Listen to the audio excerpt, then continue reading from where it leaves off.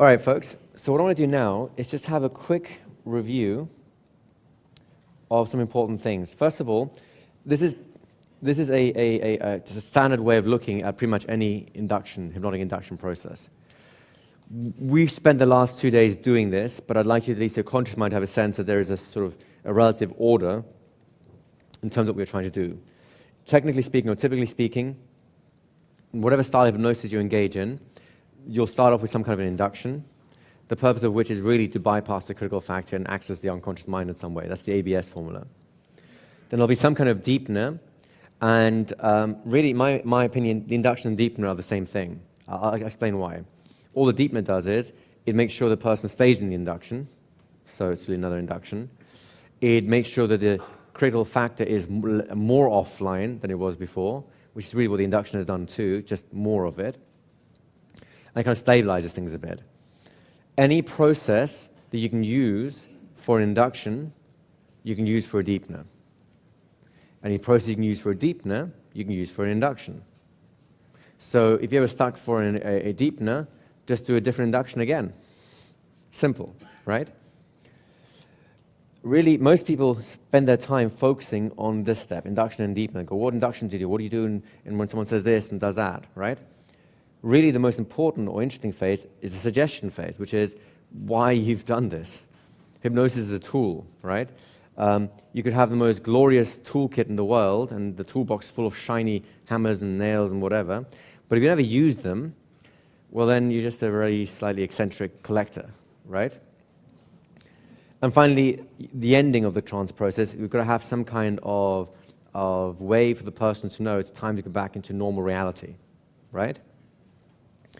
So in terms of what we've been doing here, the induction and deepening process, well, you've got a whole bunch of stuff here. You've learned how to use the trance signals to either hijack the trance signals or suggest the trance signals or ratify the trance signals, all of which has both induced the trance and deepened it, correct?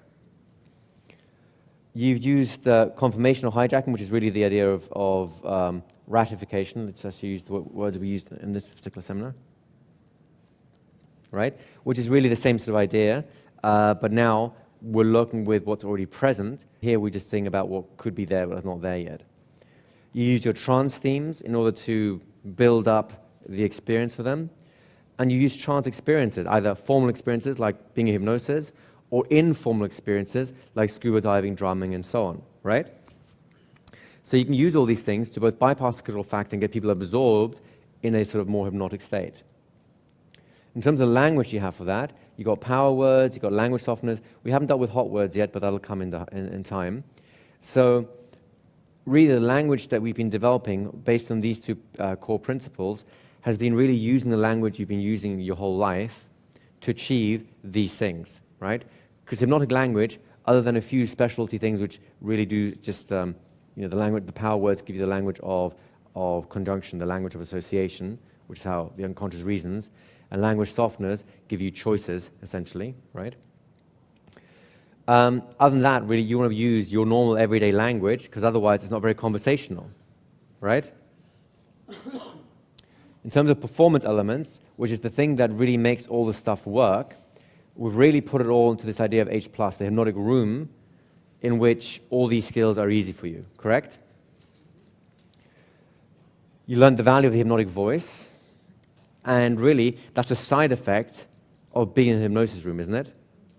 Because if you're in the hypnosis room and you use a different tonality, a different rhythm, it kind of kicks you out of the room again, doesn't it? Right? We enhance that quality with the personal trance theme, as some kind of soothing experience, a relaxing experience.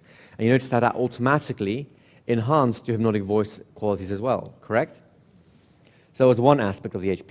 Another aspect of the H+ was developing a natural rhythm. Do you remember that? The rain or the wind or the car sounds or anything like that, right?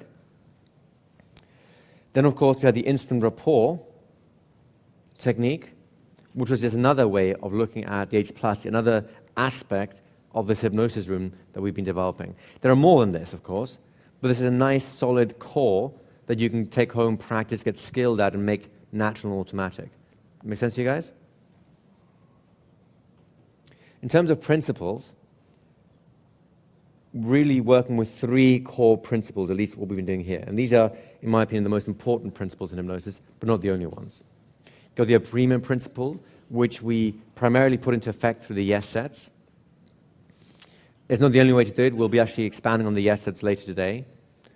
We've got the piggyback principle, which is a way of attaching things to a yes set so that things that were improbable start becoming true over time, right?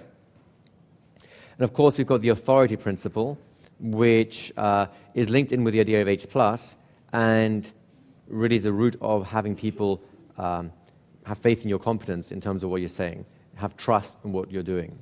Make sense? Then we had the idea of the hypnotic laws. These are some of the more important hypnotic laws. The law of association, makes sense now, doesn't it? The law of successive approximations, the law of compounding effect, the law of attention, where attention goes, energy flows, and the law of reverse effect, or depending on which school you've gone to, reversed effect. I've seen it both ways. And again, all those make sense to you now, don't they? Finally, we have the ABS formula, which is not the only way to do hypnosis. There's lots of different definitions of hypnosis.